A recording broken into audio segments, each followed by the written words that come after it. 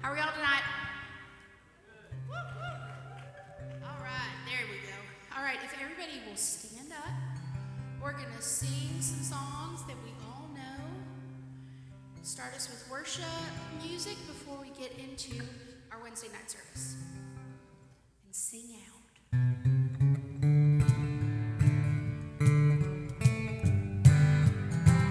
I'm satisfied with just a cottage below, a little silver and a little gold. But in that city where the ransom will shine, I want a gold one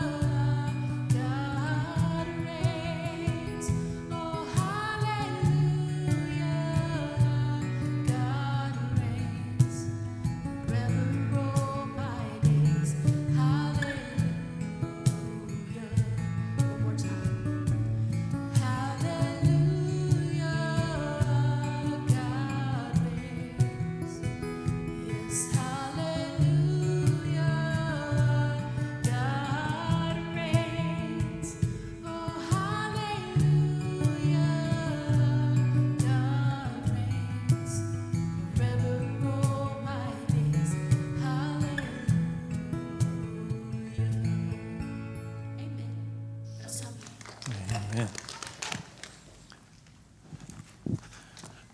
All right, good to see everybody tonight. Thank you, Wendy and music team. Roxanne is not here. She has a fever, over 100. But she showed up to lead anyway. And Wendy sent her home, sent her packing. So hi, Roxanne, if you're watching online. But Wendy, you did a great job. That was beautiful. 1 Kings chapter 4, we are going to look at, obviously, some of the most major achievements of Solomon tonight, one in particular, and I really like it. I like chapter 4, 5, and 6. Now, there are some parts of chapter 4 we're going to skip just because he decides to name off anybody who ever met him, whoever worked for him. And so I'll let you read that on your own time. But there are a few names I'm going to mention to you just because I find them interesting. But 4 through 6 is very interesting. But before we do this, we're early in the ministry and the kingdom or kingship of Solomon. So I could have asked you this last week, but I'm going to ask you tonight. And the question is, tell me anything you know about Solomon. Now, online, they cannot hear you because you don't have a mic, and so I'm going to repeat your answers. But can you shout out or share with me anything that you know from the Bible about Solomon? Yes. The wisest king that ever lived. Yeah. Also, the richest king that ever lived. In fact, we're going to see tonight just how rich he was, and it is shocking. I was shocked. All right, he's the king who built the temple. Yeah. And I mean, the temple. Yes. Also gained respect from other nation leaders. Yes. In fact, he's one of the few kings in history that had as much respect and as many alliances with as many nations as he did. It really was history making, even by today's standards. To have that many allies is just extraordinarily rare. Yes. He had 700 wives and 300 concubines. Yeah. Well, again, the way that we make a treaty is we have a big meeting and the press is there and they sign on that paper. He decided to do it just by marrying their daughter. And, it was a mixed bag. Let me put it that way. I wouldn't advise it. Clearly, by the end of his life, if you've ever read Ecclesiastes, he regretted it too. Yes. Too many of those wives, all those wives led him the wrong way. I'm sorry? Led him away from God.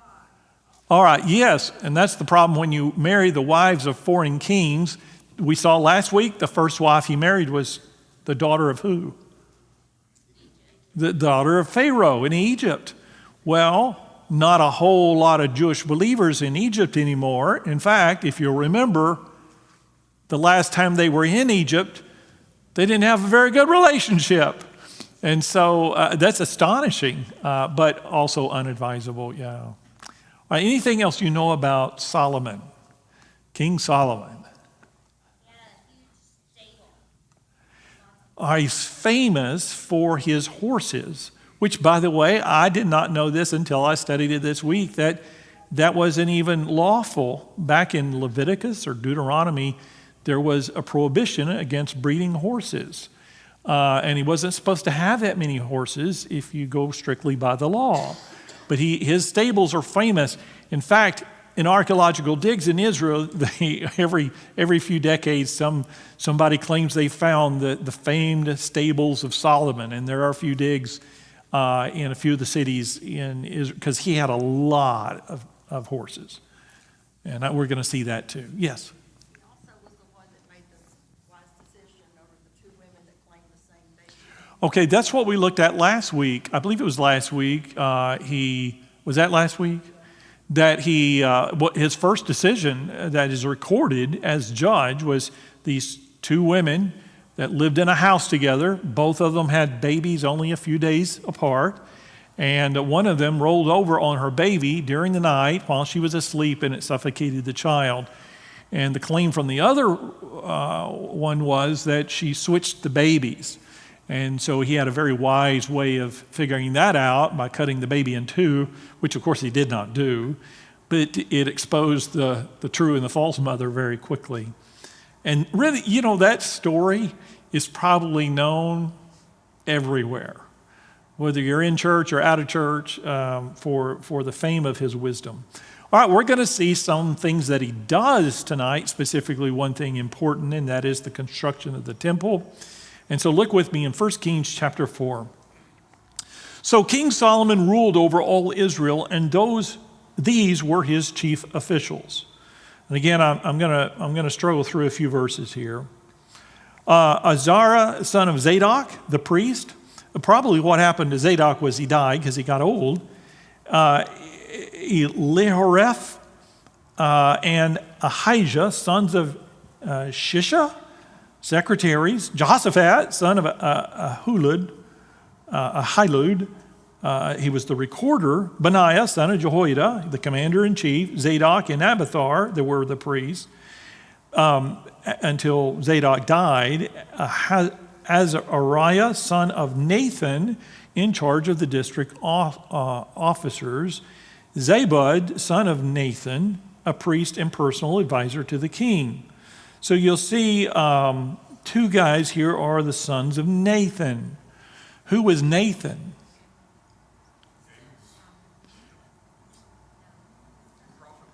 David's prophet. Yes, and that was a trick question, though. Typical preachers. We don't know. Here's the thing. David named one of his sons after Nathan. So he had a son named Nathan, who would have been King Solomon's half-brother. And so we don't know if these are the sons of his half-brother, which would have been his nephews, or they were sons of the prophet, or some other Nathan. The commentary that I read said Nathan was a very popular name at the time, and so we don't really know which Nathan it is as a result of that. Okay, all right, verse wherever I was, verse 6, Ahishar, in charge of the palace, Adoniram, son of Adda.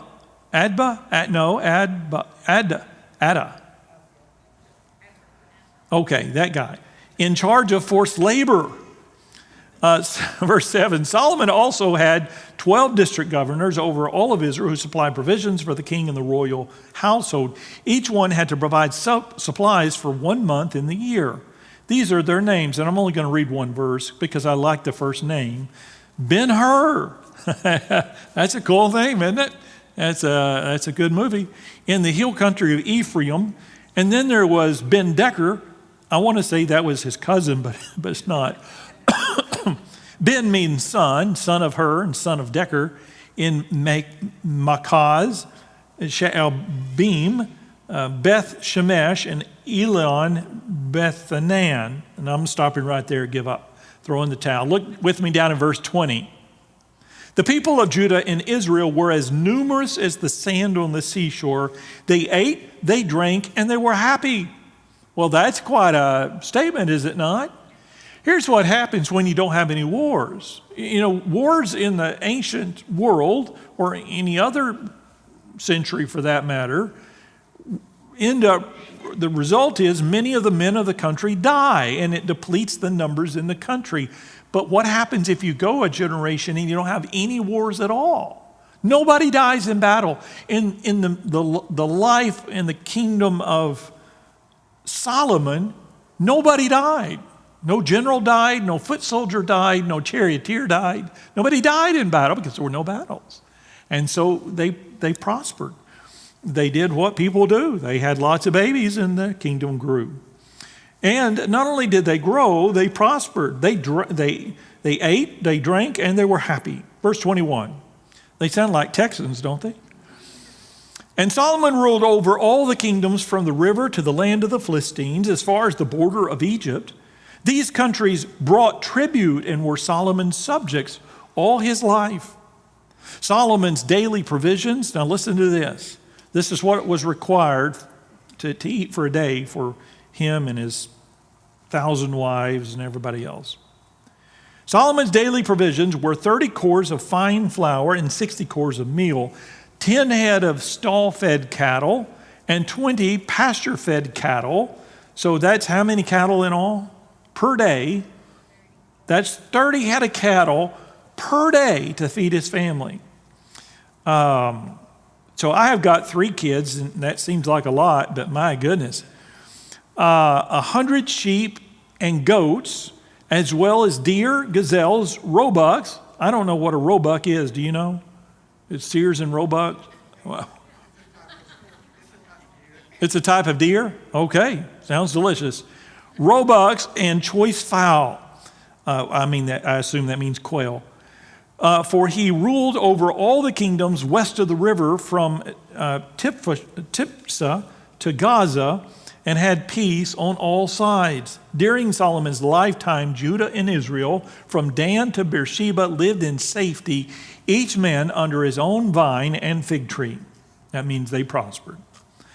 So for the first time in its history, the nation of Israel became famous for its large population. Remember, they were slaves, and now they're one of the most prosperous, plentiful, formidable people groups in the world at this point.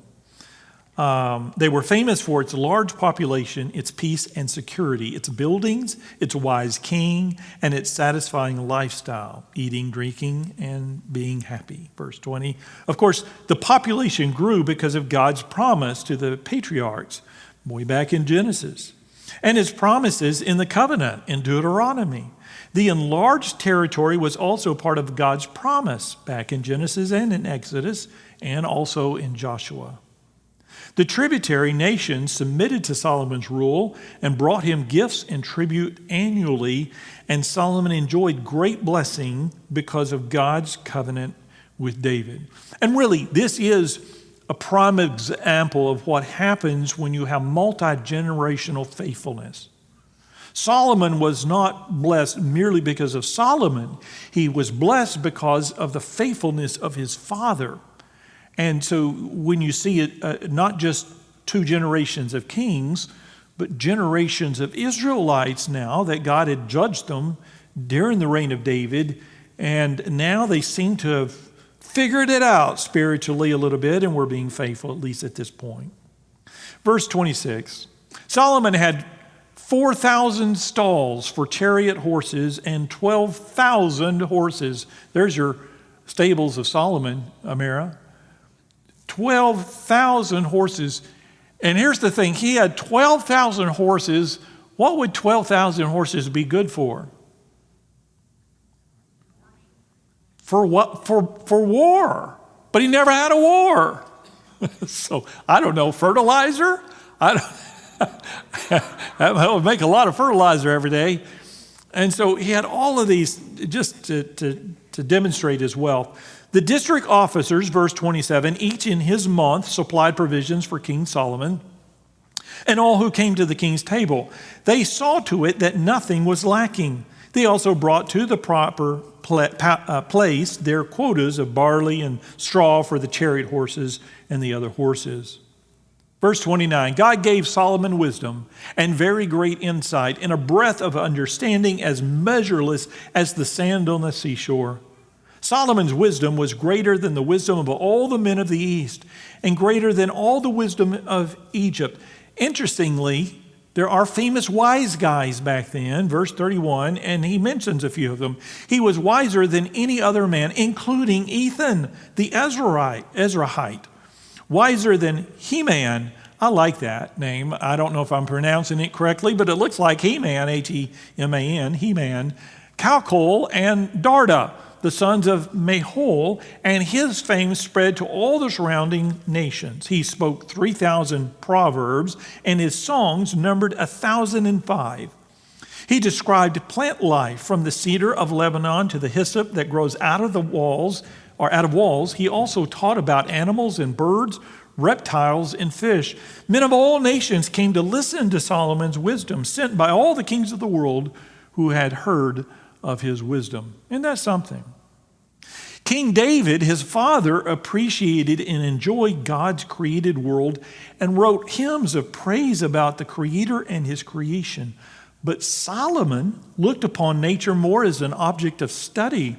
He took it a step further. God gave Solomon wisdom and breadth of understanding beyond that of the great wise men of the East, and he was able to lecture accurately about the living things in God's creation.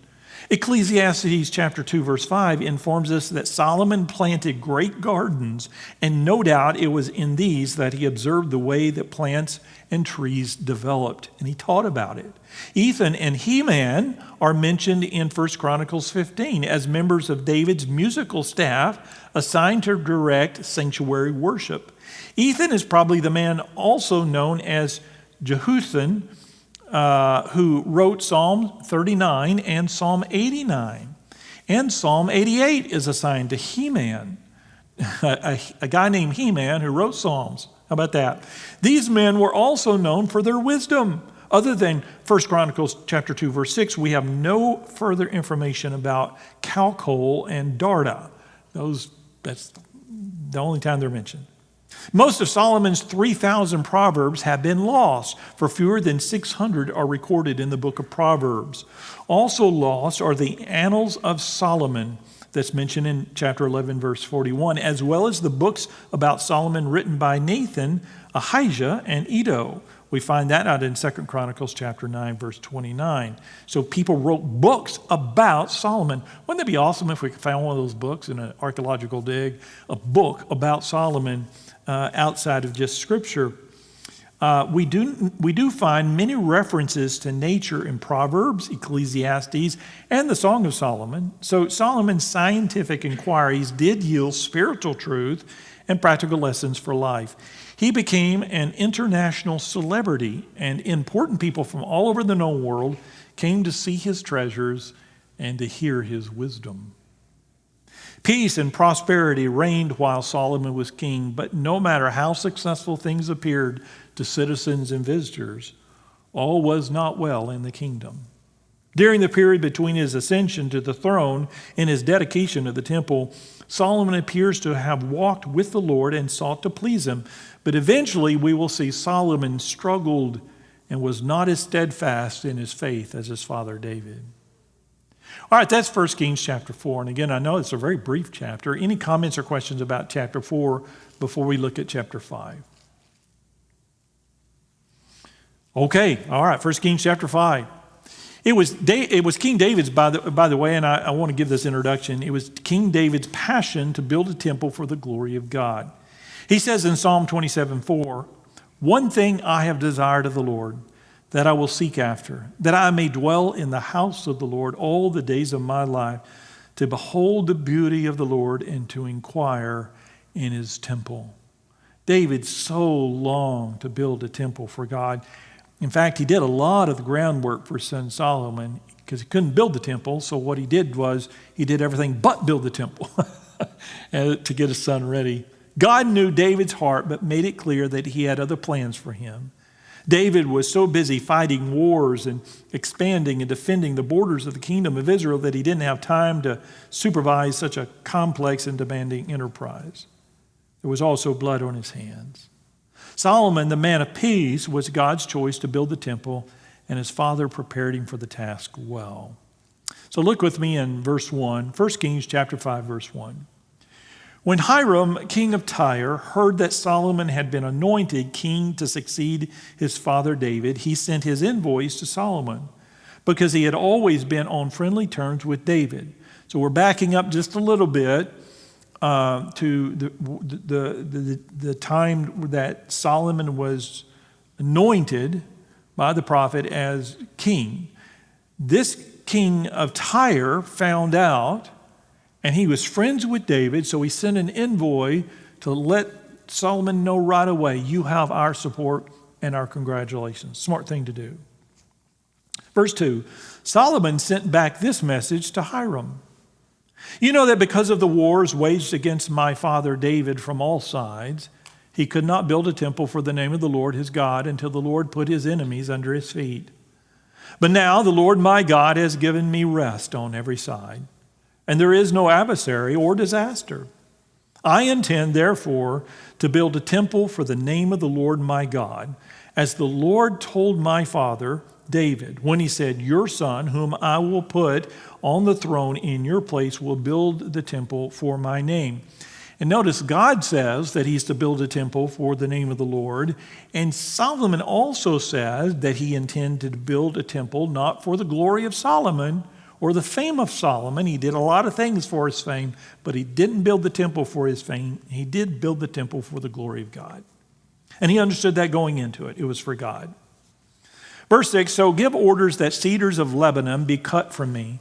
My men, he's talking to the king of Tyre, my men will work with yours, and I will pay you for your men whatever wages you set. You know that we have no one so skilled in felling or cutting down timber as the Sidonians. When Hiram heard Solomon's message, he was greatly pleased and said, praise be to the Lord today, for he has given David a wise son to rule over this great nation. So Hiram sent word to Solomon.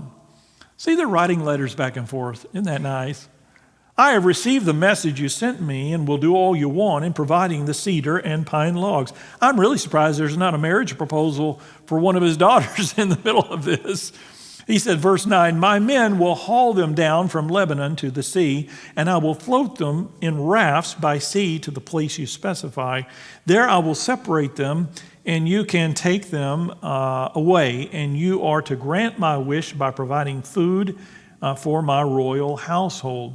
So you hear the plan. It's an interesting plan. You get to see a little bit about the logistics. How on earth you get these giant cedars, because Lebanon had a famous forest of giant redwoods. How do you get cedars like that 3,000 years ago to a completely different country? Well, they managed to get them to the Mediterranean Sea, and they floated them up to Israel, which is extraordinary. I don't know if you've been to Israel. Jerusalem ain't on the coast.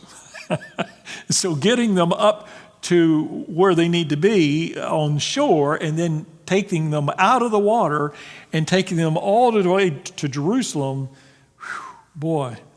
Anyway, that was quite a feat in and of itself. So his request simply was, if we do this, I ask that you grant my wish by providing food for my royal household. Reasonable request. Verse 10, in this way Hiram kept Solomon supplied with all the cedar and pine logs he wanted. And Solomon gave Hiram 20,000 cores of wheat as food for his household, in addition to 20,000 baths of pressed olive oil. Solomon continued to do this for Hiram year after year. The Lord gave Solomon wisdom just as he had promised him.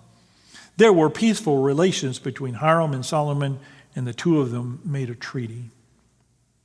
So as he anticipated the building of the temple, David had set aside some of the spoils of battle, especially for the Lord. This amounted to 37, and we'll see this, 3750 tons of gold. Let me say that again, 3,750 tons of gold, 37,500 tons of silver, and an unmeasured amount of bronze, iron, wood, and stone. All this wealth was presented publicly to Solomon. Now, we don't see it here in this passage. That will come up in 1 Chronicles chapter 29.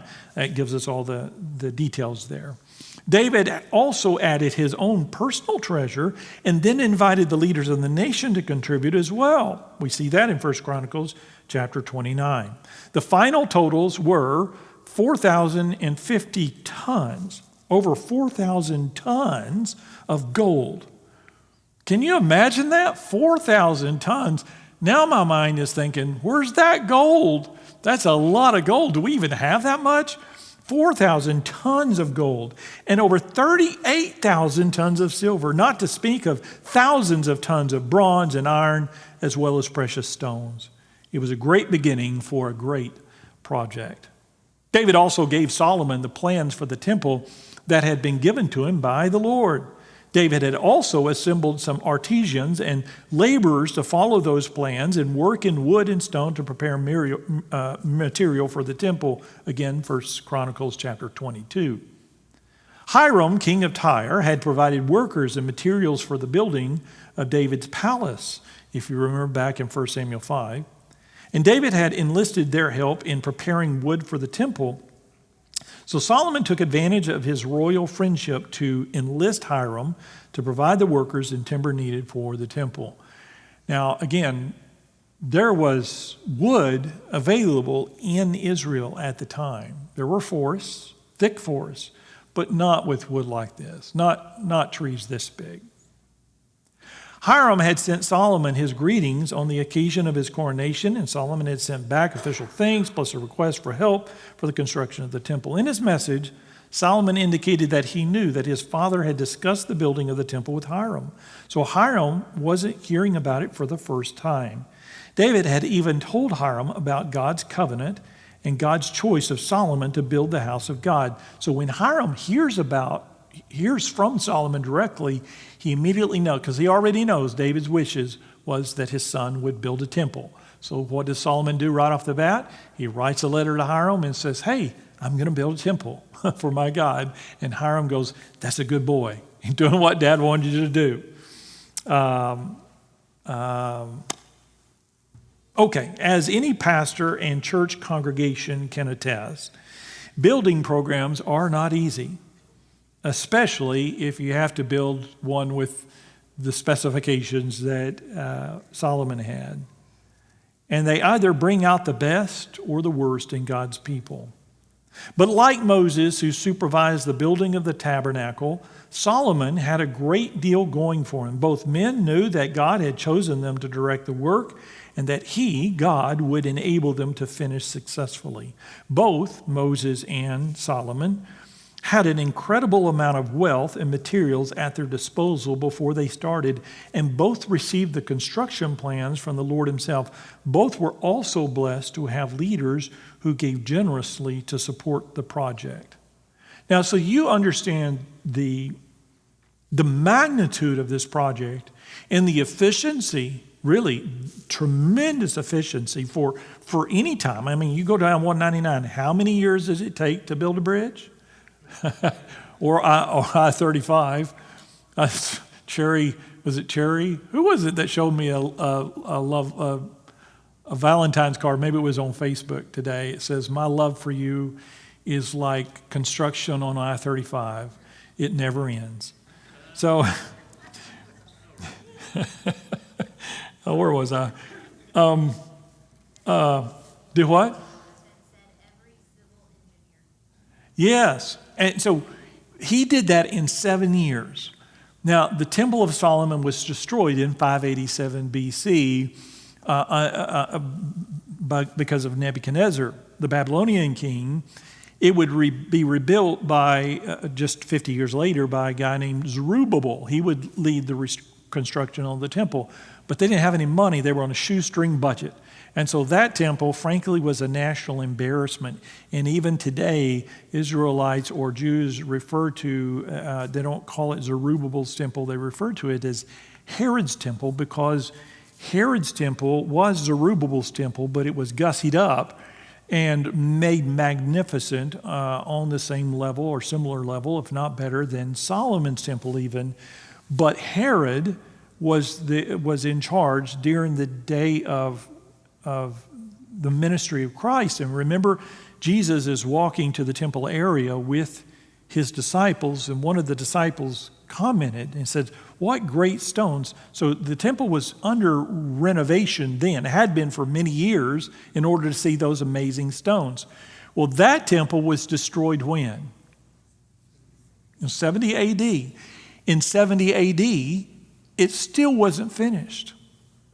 40 years later. So they had to have worked on that temple for like 50, 60, or 70 years, decades and decades and decades. Solomon built his magnificent temple from scratch in 7 years. So that's pretty amazing, is it not? Okay, verse 13. King Solomon conscripted laborers from all of Israel, 30,000 men. He sent them off to Lebanon in shifts of 10,000 a month, so that they spent 1 month in Lebanon and 2 months at home. Adoniram was in charge of the forced labor. Forced labor doesn't mean slaves. It means they were drafted, just like we get drafted to war. They were drafted to labor. So that's why it's called forced labor. They didn't have a choice. Verse 15, Solomon had 70,000 carriers and 80,000 stonecutters in the hills. Where do you find 80,000 stonecutters? As well as 3,300 foremen who supervised the project and directed the workmen. At the king's command, they removed from the quarry large blocks of quality stone to provide a foundation of dressed stone for the temple. The craftsmen of Solomon in Hiram and the men of Gebel cut and prepared the temple and stone for the timber and stone for the building of the temple. It would take a great deal of manpower to fall those trees, trim the logs, and transport them to the construction site for the builders to use. It took an army of men. David's incomplete census had revealed that there were 1.3 million able-bodied men in the land. And Solomon conscripted only 30,000 to labor on the temple, about 2.3% of the total available labor force. So it wasn't that he was depleting all the men in the nation. It was only just a little over 2%. That's how many Israelites there were at that point. 10,000 of the men spent 1 month each quarter in Lebanon assisting Hiram's men in their work. And then they had 2 months at home. These men were Jewish citizens and were not treated like slaves. We aren't told if they shared in any of the wages Solomon promised Hiram's workers, but they probably didn't. Solomon also took a census of the non-Israelite aliens in the land and drafted 150,000 of them to cut and transport stones for the temple. Now, I'd rather transport wood than stone. Neither one would do well with me. But of this group, 70,000 carried burdens and 80,000 cut limestone blocks from the hills. He had 80,000 men cutting stone in the hills. 80,000. How do you prepare lunch? In charge of this group were 3,000 overseers and 300 supervisors who were aliens, and over the entire group were 250 Jewish officers. The stone blocks, again, this is probably all from 2 Chronicles chapter 2. The stone blocks had to be cut carefully so they would fit together perfectly when assembled at the temple site, and that would demand careful planning and expert supervision. Both Jews and Gentiles assisted in the construction of the temple. Let me say that again. Both Jews and Gentiles, by the thousands or tens of thousands, assisted in the construction of the temple. And this fact is significant, for the temple was to be a house of prayer for all nations. That's Isaiah chapter 56, verse 7. As well as Matthew 21:13. It wasn't just something that was instituted by Christ. Christ understood the true purpose of the temple because he was the architect of the temple. It was to be a place of prayer for all nations. After the captivity, the Persian government assisted the Jews in rebuilding their temple, and Herod's temple had a special area for the Gentiles. Sad to say, some of the Jewish religious leaders turned the court of the Gentiles into a market for selling sacrifices and changing foreign money into Jewish currency. That's where Jesus had a problem, in that court. Hiram's workmen in Lebanon were not worshipers of the Lord, and the aliens in the land of Israel were not Jewish proselytes. Yet God used both of these groups of outsiders to help build his holy temple. The Lord would have all men to be saved, 1 Timothy chapter 2, verse 4. But even if they aren't believers, he can use them to fulfill his purpose. He used Nebuchadnezzar and the Babylonian army to punish Israel. And he called Nebuchadnezzar my servant in Jeremiah 25:9. He used Cyrus, king of Persia, 50 years later to set Israel free and help them rebuild their temple. In Ezra chapter 1. This should encourage us in our praying and serving, for God can use people we least appreciate to get his will done on earth. God can even work through unconverted government officials to open doors for his people or meet the needs that they might have. Always remember, they're never too lost or too pagan for God. They can be the meanest people on earth, and God still has sovereignty over them and can use them for his glory, even if they don't like it or know it. anyway. All right, any comments or questions? All right, we're going to stop right there. We're right in the middle of it, and so we're gonna get right into the rest of it in 1 Kings chapter 6 and 7 next week, and so you want to be here for that. If you would, tonight, take your prayer sheet.